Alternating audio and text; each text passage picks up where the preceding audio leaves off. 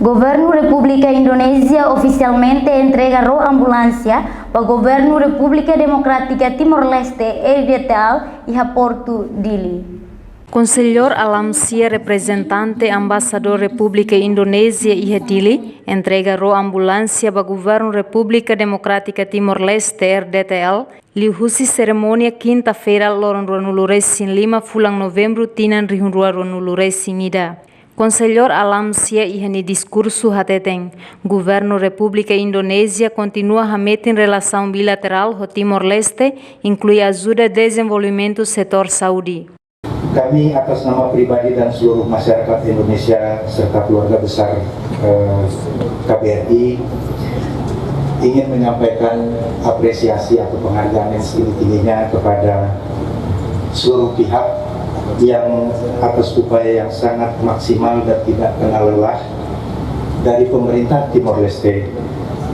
Dalam hal ini adalah Kementerian Kesehatan, kemudian juga SIJK, para frontliners, serta seluruh kementerian, lembaga, dan instansi terkait dalam mengelola situasi dan kondisi epidemiologis tersebut. Horo ambulância ne belefou assistência Serviço Ministério Saúde, Serviço Nacional Ambulância no Emergência Mídia, Instituto Público SNAIM IP, hodihalo atendimento Batimor Ansira nebe iha problema saúde, liu iha ilha Atauru no região administrativa especial Oicuciambeno. Diretor-geral SNAIM IP Horácio Sarmento da Costa Hateteng, Governo Timor-Leste maxi responsabiliza a manutenção da ambulância ne. Agora estamos responsáveis para manutenção financeira, também mau ada kita si kalau koperasi nafas no kompannya ne bema Polaroid ne pada poin ini bila hari ekonomi manutenção financeira kapasitas sambaitanya